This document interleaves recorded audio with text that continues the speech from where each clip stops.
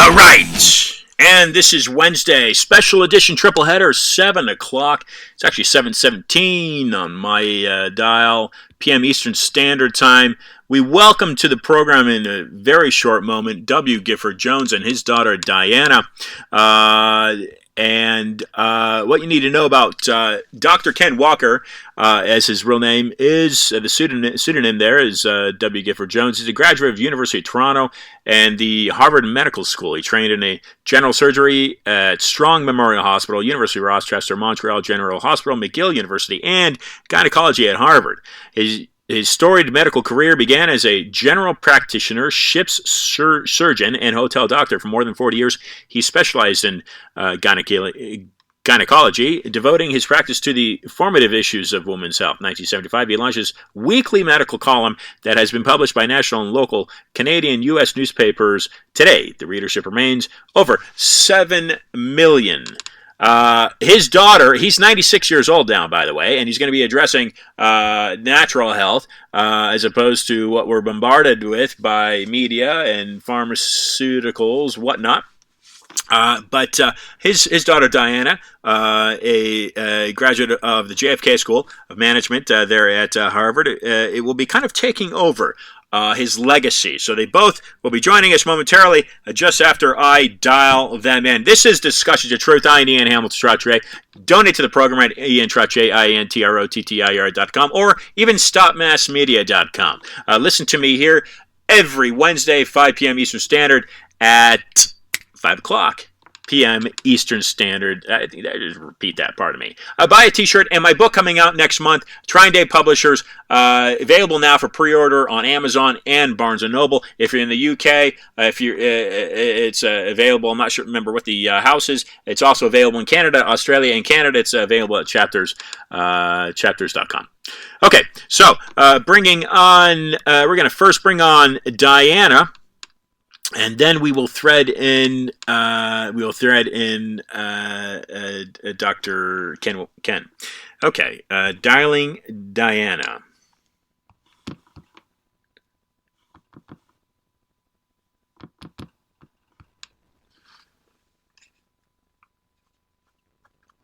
Again, this is my 4th year of doing the program.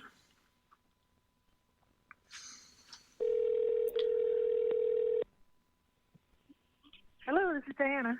Diana, hi. Ian Trottier here. Welcome to Discussions of Truth. Hi.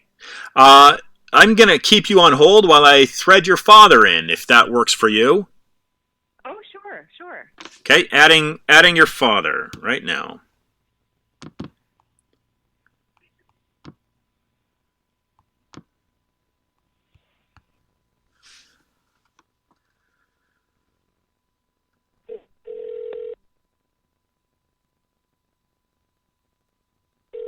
Oh. W. Gifford Jones, MD. This is Ian Trottier. You're on Discussions of Truth. How are you today? I'm very well, and you? Well, I'm doing quite great, thanks. I'm going to thread. I've got your daughter Diana on the other line, so I'm going to thread the two calls together, and we'll go from there. About and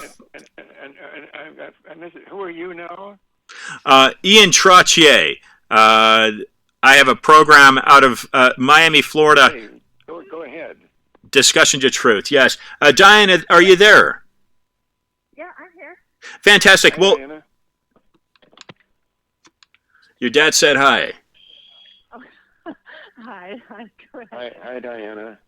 Hi, Dad. Thank you for the both of you for joining the program. Look, one of the main reasons I reached out to you is that your father, Ken W. Gifford Jones, is your pseudonym. You have a more natural approach. Now, you're incredibly well educated, and you've been educating. You've got a readership over 7 million people at the least, I'd imagine.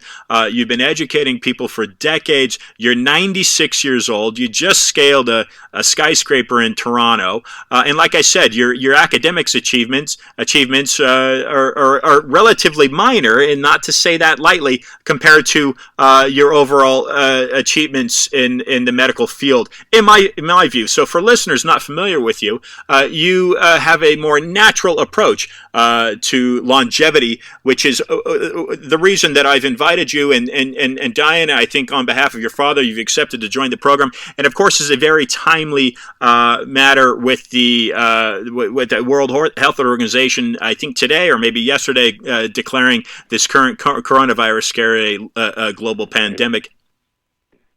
And my wife thinks I'm crazy skinning down buildings at my age. Well, I think that's incredible. Yeah, I'm probably half your age. Well, I am exactly half your age. Well, he says I should see a psychiatrist. And what do you say to that? You say, "Hey, look, I did it. I'm alive. I'm healthy. It's done."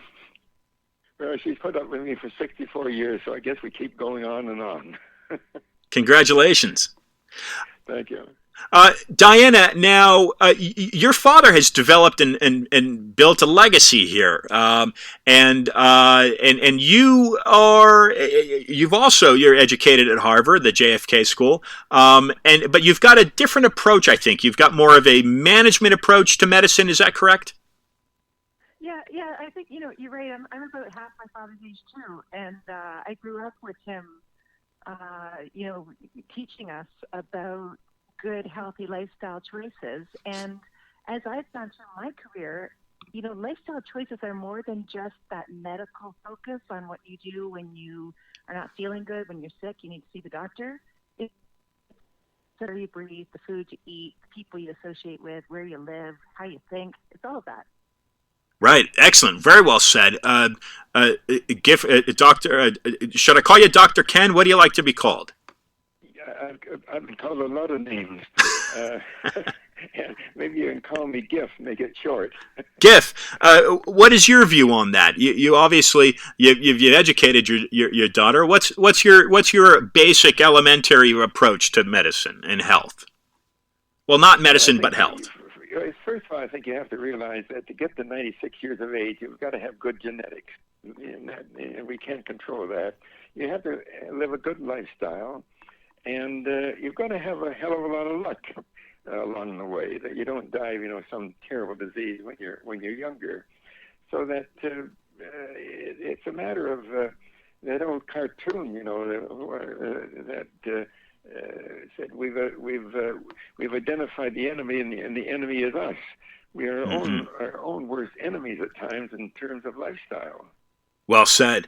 Incredibly well said. And I think outside of us being the number one enemy, one of the other vices, I think, of the human race would be sugar. Now, I'm gonna quote from your book here, and Diana, you can address this if you like. But the quote is: 10 years ago, there were about 285 million people with diabetes in the world.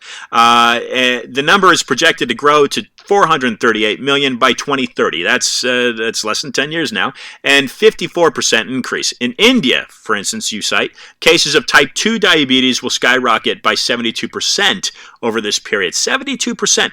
India used to hold the dubious title of the world capital for diabetes, but that title now belongs to the coronavirus incepted, supposedly, China. In the Middle East and North Africa, urbanization and economic wealth have resulted in changed diets and a sedentary lifestyle. Diabetes will grow there by 110% over the next 25 years. For listeners, these statistics should be completely appalling and should blow them away. They're terribly appalling. I used to think that heart disease was really the number one killer, but actually, when you look at the total picture, obesity which leads to type 2 diabetes, which leads to coronary attack. That's really the big killer. Obesity is going to, and the type 2 diabetes is just a terribly disabling disease with all the various complications, such as eye complications, kidney complications, and so forth. So it's going to bankrupt their healthcare system eventually. Diana, what are your comments on that in this regard? That diabetes, it's an epidemic, I would think, at this point. It is. I again have been watching my father speak about this issue for years in the North American context, and I do a lot of work overseas, and I've seen the changes in South Asia and Pakistan in particular, where I work a lot now. We've faced an epidemic of diabetes there, but I have to add one more major concern to the list, and that is we're now waking up to an epidemic of poor mental health globally. And we're only beginning to see the implications of this. It's a big problem in developed countries where we're dealing with suicide rates that are going up at a very alarming rate. And we're also seeing youth mental illness, anxiety in particular, in young people. We're starting to diagnose it when they're 15 to 25 or 30 years of age, but we're actually thinking that the problems are creeping up when kids are very, very young. And in the developing world, where there's a high youth population in parts of Africa and in South Asia in particular, I'm becoming quite alarmed at the impact of poor mental health on the economic growth of these countries. And so, let's add that one now to the list. These are all concerns that come from the same root sources. People are not making good lifestyle choices about their health, and that is not just their own sort of, as my father's saying, the luck that they're given and the genetic blessings that they get or don't get, but it's about the choices they make every day in their families when they're sitting down to lead their lives and make their meals and get their exercise or go to work. It's all these factors that are becoming a major concern for the costs of our care. Yeah, being our own worst enemy, Giff, as you allude to, we're at fault here for feeding into this engine that requires us to really, it's a kind of an economic engine, right? And it's not allowing us to maybe take the breaks that we should be taking because we have to feed this economic manipulation.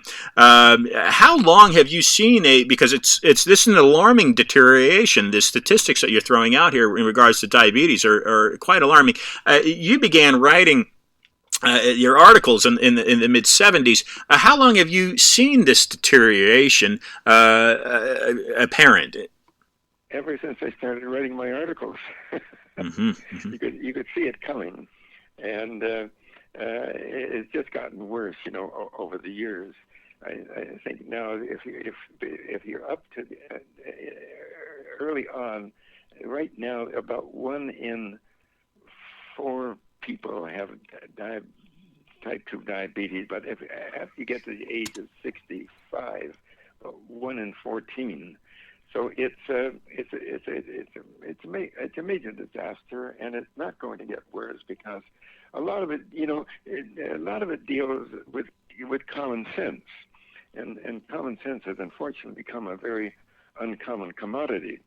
And all you have to do is say, "Look, I'm getting obese, and if I step on the scale every day, I can beat it and watch what I do dietary wise." I'm at 96 years of age now. I step on the scale every day, even though I'm still 130 pounds. I haven't gauged anything over the last 96 years, and it can be done if you watch your diet. That's incredible, Giff. Diana, you talk about the mental health and the mental state, and that seems to be it seems that those two are paralleling each other. So a rapid decline in the physical health of the human population, this is globally, and also the mental health. Are those two interchangeable, or rather, does the lack of physical health, is that causing a deterioration in the mental health? What's your opinion on that? Well, that's a good question. I think from what I can observe in here, we're in Canada, and it's pretty easy to allow yourself to gain weight and not feel the repercussions of that. You can get in your car, you can get around just fine. We've made it really easy. There's escalators everywhere, there's elevators everywhere. It's hard to find the stairs because you're not allowed to use them. You have to use the escalator or the elevator. You go to any mall, it's hard to find the stairs. We've kind of made it easy for people to get a little bit overweight. So I don't think there's actually that much of a drain mentally on people anymore for being overweight. It's actually okay. We're normalizing it. Mm-hmm. You can't fat shame or anything like that. So it's not, I don't think that's the cause of mental illness. I think there's something else going with that. I'd rather say we've allowed ourselves to normalize being physically unfit. Okay, well said. Thomas Jefferson used to say that we have the two best doctors in our own body, our left leg and our right leg. Use them. Giff, something else out of your book, and of course I'm going to draw from your book. Your book reveals that hospitals are a third leading cause of death today. What's going on in the hospital industry? Well, a lot's going on, and going into hospital is not only a major undertaking these days, but it's a very risky one. The risk of infection, of course, it's tops on the list, and it isn't going to get any better. In fact, large numbers of people die of just sepsis during the course of the year.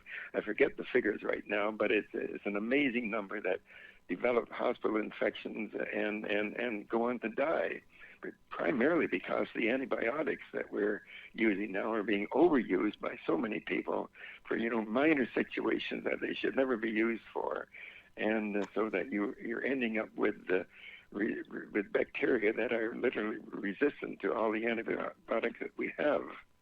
Now, this is coming from how many years did you work in a hospital?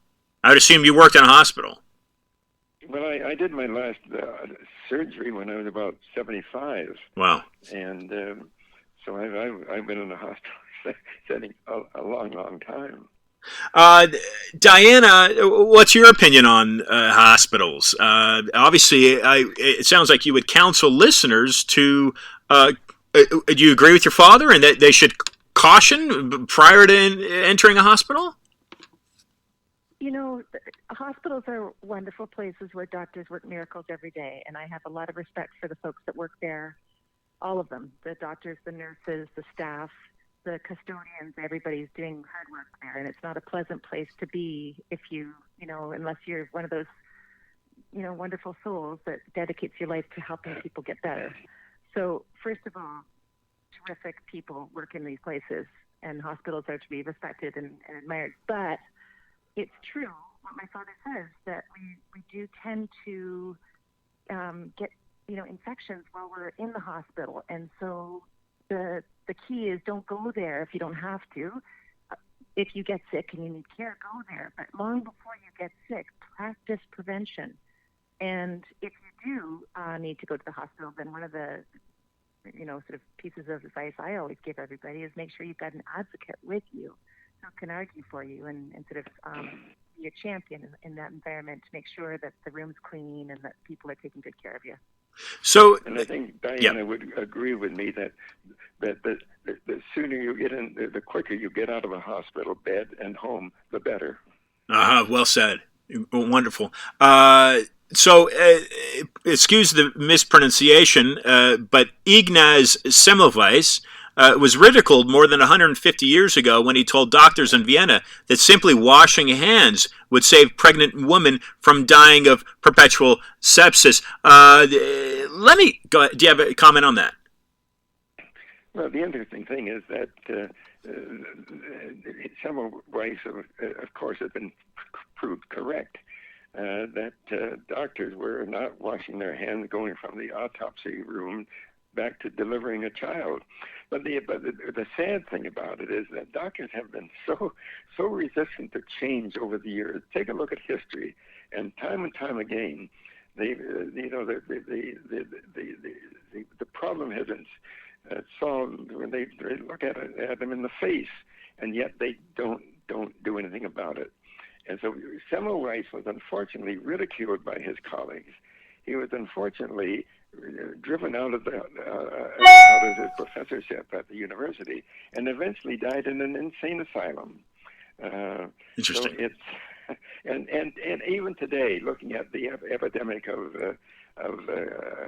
coronavirus, we have a cure for this terrible disease, and doctors and healthcare workers and television announcers and all healthcare workers that I see on television night after night make no mention of the fact that we do have a good cure for this problem, and it's not talked about.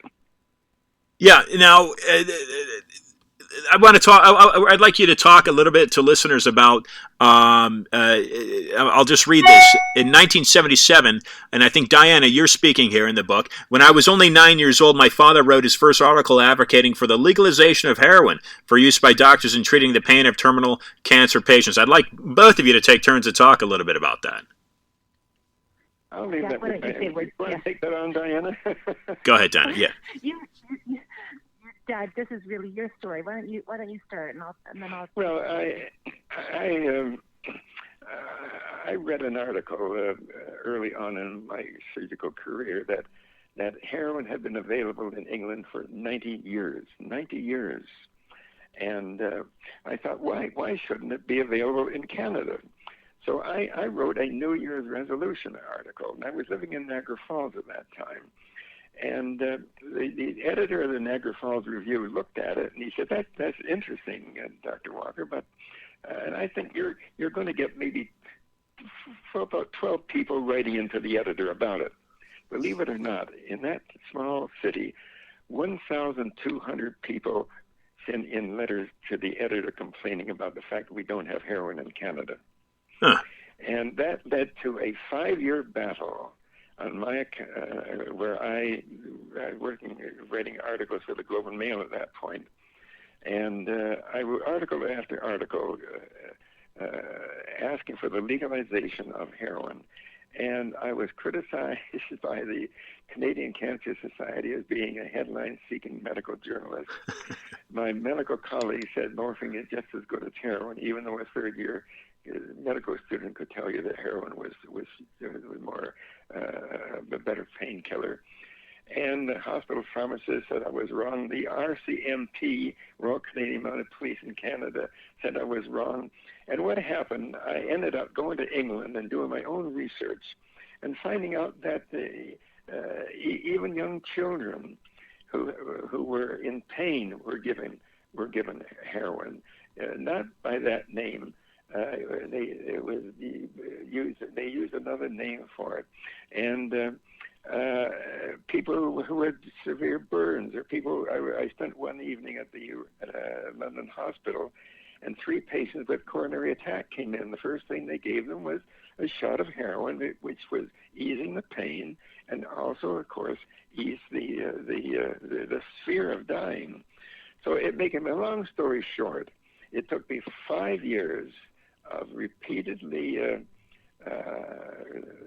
talking about it in my column, and also at one point I got so frustrated that patients started to send me money, and I ended up spending several $100,000 on ads in the newspapers in Canada asking for legalization. And it was finally legalized 5 years later. I had $500,000 left, and that was given to the University of Toronto Medical School to set up a professorship in palliative care and pain control at the University of Toronto. So it was a long, long fight. But once again, it shows that doctors were so resistant to listening to common sense. So I want to get into the pharmaceutical industry and get your opinions, both of you, on the state of the pharmaceutical industry. But Diana, do you have anything else to add to that? Just how formative a time that was for a little girl, watching those letters stream into my father and reading them around the Sure. dining table and getting an education in what pain was like for the families that were coping with cancer and other diseases. Yeah, that's a great insight. Thanks for sharing that. I want to get into now again. The remaining 15 minutes or so, I'd like to address the pharmaceutical industry. Your opinions both on that, but I'd also like to get. I think right now the state of health globally for any listener is certainly the coronavirus virus. So I'd like to get your opinions on that, and of course. What I'd like to do is also talk about just preventative health, and of course that's going to probably thread in to the coronavirus. But let me first read this, because I think this will give a nice entry into the dual coronavirus and preventative health angle. 12.7% of people over the age of 12 take antidepressant drugs, and that's going back again to your comment earlier, Diana, about the mental state. That aside, researchers at the University of Calgary report that nitric oxide levels are significantly lower in patients suffering from depression. So if you're feeling glum, there's impressive evidence that low nitric oxide may be a factor. You're recommending in your book to take something called Neo 40. It's compared to L-arginine. Let's get in now to preventative health. With that, listeners can know that, again, in your book is found you can simply measure your longevity or current health by measuring the strength of your grip. Giff, what are your comments on that? If you're talking about Neo 40, yeah. that is primarily not for mental health, but for coronary vascular disease. Neo 40 increases the nitric oxide in the blood, and that dilates vessels, and it decreases hypertension, and produces more blood for the not only all the arterial system, but for a pumping heart. So that primarily the reason for Neo 40, not for mental health. Diana, let's shift. Let's come back to the coronavirus and again preventative health.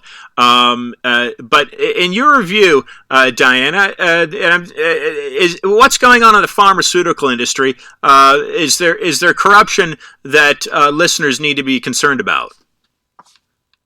Well, this is where common sense comes into it again. We've heard an awful lot about the nature of the virus and how we need to all be taking preventative measures, but nobody's talking about how we can do simple steps to improve the immunity of our natural system. So if you want to fight a virus, your natural immune system is the best defense, and it will be weakened by a number of factors, but one of them for sure is stress.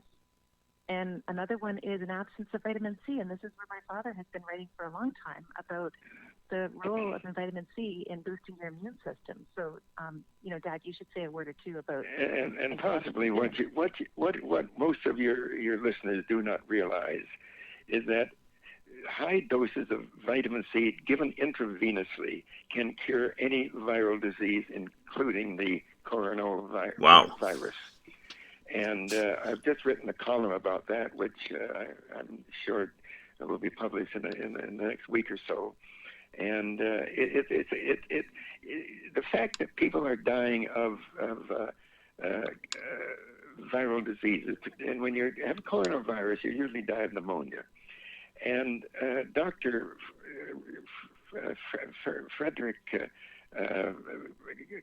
Klenner, years ago, said that there isn't one viral disease in the world that cannot be cured by high doses of intravenous vitamin C. Wow. And really, people who are dying now of this disease and are not getting intravenous vitamin C, it really is akin to murder.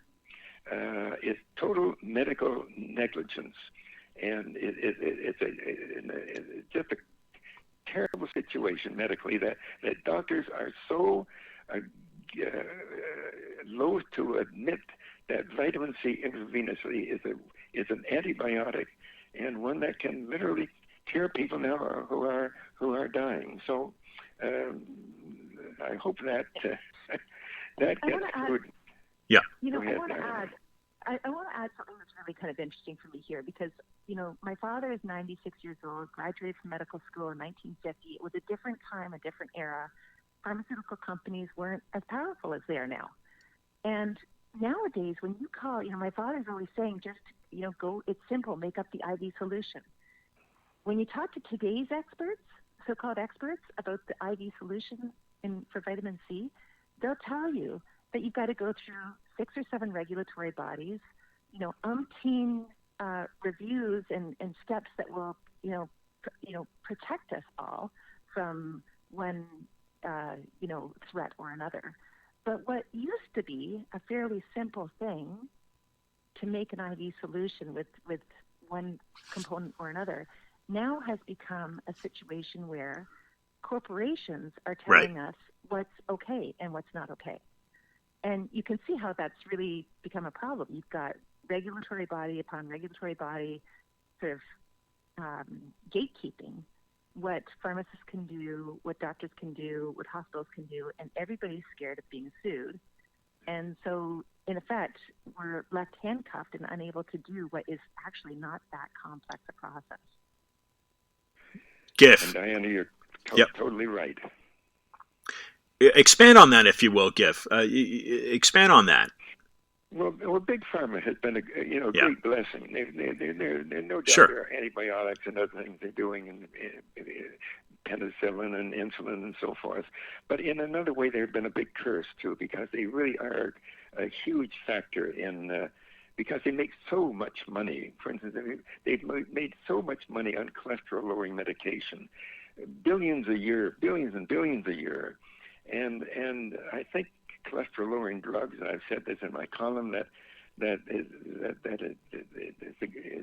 a great injustice that millions of people are unethically being treated, I think, with cholesterol-lowering drugs when other measures could be equally preventative. In your battle with heroin, was there a pharmaceutical angle trying to suppress that battle at all that you were able to uncover? Not to my. No, it was basically the inability of the medical profession to accept reality, and all they had to do was go to England, as I did in Scotland, and see that it was not a problem. They told me before I went to Scotland that people were breaking into pharmacies and criminality was was elevated, but that certainly was not true. When I went to see doctors or detectives at Scotland Yard, and also in the drug division in Edinburgh, they told me heroin was not a problem. It was not high on their list of priorities. And so I was given a pack of lies in Canada, and I had to go to England to prove they were wrong. Very interesting. Now let's get back to your comment in regards to vitamin C intravenously, and you put it fairly simply in that it would. Did you say kill the coronavirus? You certainly said that you recommend that should be used to combat the coronavirus. But are you absolutely assured that and when you're talking about vitamin C, how much of that vitamin C should be administered? So for listeners out there, go ahead. Well, first of all, if all your listeners should start taking 1 gram, that's 1,000 milligrams of vitamin C of any kind, a tablet you get in the ordinary pharmacy. Take one of those, take 1,000 milligrams 3 times a day, and that would decrease the risk of getting the coronavirus and also decrease the risk of dying if they get it. But if they really, for instance, I've told my family that if any member of my family gets seriously ill, they will then be getting 300,000 milligrams of vitamin C intravenously a day for several days, for 5 days. And they'll walk out of the hospital or wherever Incredible. they are, cured of the virus. And it's pathetic that this information is not getting out to the public. This is incredible, Diane. Strongly Or, sorry. recommend that people read my website at docgift.com and read all about it. It's all there. I love it. Diana, what are your comments? Well, I've been looking at the research really closely, and I think people criticize that kind of opinion from my father, but that's because they're pointing to studies that use very, very low levels of vitamin C in the treatment. And my father has said eloquently on his website and other places through his life, it's not good enough. You can't, Dad, how do you put it? It's like trying to fight a fire with a little faucet. You have to have high. So what I'm saying is that the clinical trials that people point to as saying the evidence isn't there to support vitamin C are all using very, very low doses of vitamin C. Those that are using high doses, including IVC, show good results, and it's all in the medical literature. That's incredible. Frederick Klenner, 80 years ago, showed that you could not only cure pneumonia and meningitis, measles, and other viral diseases, and you could also cure polio with intravenous vitamin C. Oh my goodness! He treated 60 cases of polio years ago with 100,000 milligrams of vitamin C, and that went in doctors' ears and out the other side. And if you asked any doctor right now, could you cure vitamin C could you cure polio with intravenous vitamin C? There wouldn't be one that would say you could. In fact, you can even prove that if you were bit by a venomous rattlesnake, an intravenous vitamin C would detoxify the poison. Oh my goodness, this is remarkable. Yeah, go ahead. It's not surprising. It shouldn't be surprising because these are sort of Mother Nature's remedies. A dog that manufactures its own vitamin C on a typical day makes 5,000 milligrams, but when it's stressed, it cuts itself, its paw, it gets an injury, its own natural production of vitamin C increases to fight the threat. So Mother Nature has good solutions, and it's not just vitamin C, it's a lot of things, and we've sort of abandoned all of our common knowledge about these tropical or easy natural approaches to solving problems, inflammation or, weight management or the calcium that we need in our bones. All of these things are problems that we can solve naturally, but we tend to have become a society that runs to the store and to the pharmaceutical community for artificial solutions. So, well said. The unfortunate thing is people are suffering from colitis. You've got to have a pill for every damn disease. Giff, is it safe to say that listeners should be taking a multivitamin? What do you recommend a listener to a lifestyle adjustment for them if they're not taking even something like a vitamin C supplement? Yes, a good multivitamin pill is good because the problem is that the vegetables and things that are coming out of the ground now are sometimes often deficient in magnesium and other minerals. They should certainly take vitamin C every day. I think vitamin E, vitamin D, and it's all on my website if they want to take a look at it. Excellent. And to close out, Diana, I want to shed a little bit of light on some of the things that you're doing. You're a special advisor with the Aga Khan University, which operates 2 quaternary care hospitals and numerous secondary hospitals, medical centers, pharmacies, and laboratories in South Asia and Africa. Speak a little bit to that for a moment, if you would, for listeners. Well, there are some centers of excellence around the world, and I'm lucky enough to be associated with one that has a lot of resources in countries where there are very little resources. And so I'm working for an organization that has world-class hospitals, world-class doctors and nurses, and we're training them. We're trying to not produce volume, but rather the key people that can influence at the system level. So the leaders that will go on to be the trainers and the sort of the system changers, the game changers. And it's wonderful to see the work getting done, but there are big threats on the horizon, and coronavirus is one of them. But there's, as I say, some others, mental health that I'm worried about. And my father's spoken about the obesity epidemic too. Well said. Your book can currently be purchased or not. What's the release date? Doc Giff, that's DOCGIFF.com. Is the book available now? Yes, no, it the is, book and it's available on the website. Sure. So could you give information on that, Diana? Yeah, the book is available on the website, and also, in Canada, it's available in health food stores. I would suggest, whether you're in Canada, the U.S., or anywhere else, get to know your health food store. These are small independent places with staff that tend to really know what some of your options are, and they're sitting there available to you. So walk into your health food store and talk to them. They've got naturopathic expertise and nutritional expertise and lifestyle expertise and supplement expertise, and they'll give you their time and help you navigate through your choices.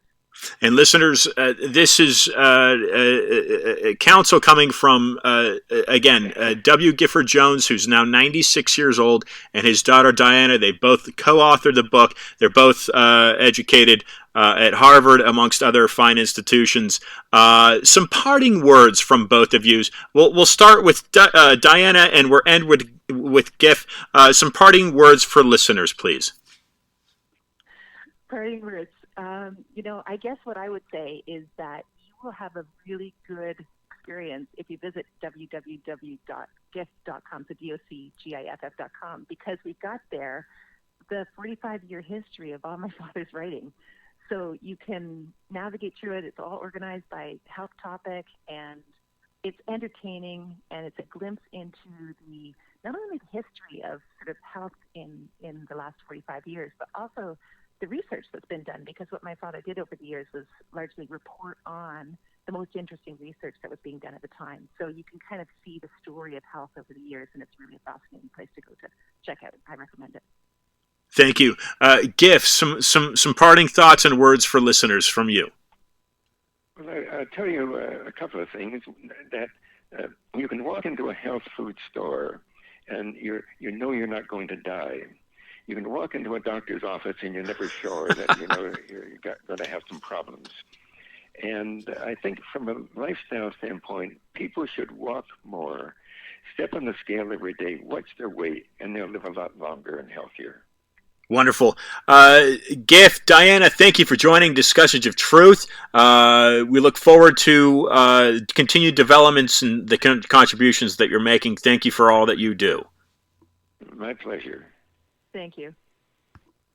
Ladies and gentlemen, Dr. Ken Walker, a.k.a. W. Gifford Jones, and his daughter, Diana. Look, he said it very plainly. Okay? Vitamin C. If you're listening to this, the coronavirus is completely storming media globally. It's almost like a terror. Is it a real virus? Yeah. Can it kill you? Yeah. Should you be scared? Yeah. I began this program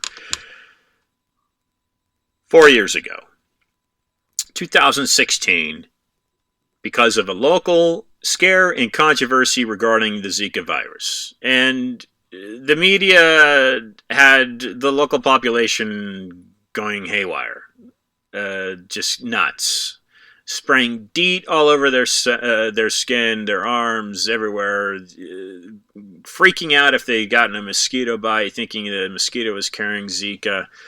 I went to the town hall debate because of a now deceased friend of mine, and at his admonishment, the two of us went down and I listened to the argument there in Philip Levine and the Miami Beach town hall. Before my friend had invited me to listen to the argument, I was just like the rest of the population, freaking out if I was going to get bit by a mosquito. In fact, I remember being bit by a mosquito and being quite concerned about it. But when I listened to that debate, when I listened to that argument, My eyes peeled, the eyelids rather. There were 300 people in that chamber screaming at the top of their lungs. Stop using this pesticide known as Nalid or Dibrom. Those are two of the trade names for this product, this mosquito repellent. Yet the mayor and his council members, with someone on the phone from the CDC, and even Deputy Mayor Eileen Hudak, were squashing these voices, saying, "Oh no, the Zika is a real big threat. It's a real big deal.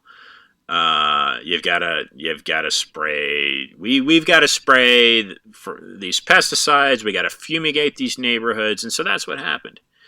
But I thought, there's 300 people that are paying your paychecks, Mayor. You should listen to them. And they weren't listened to.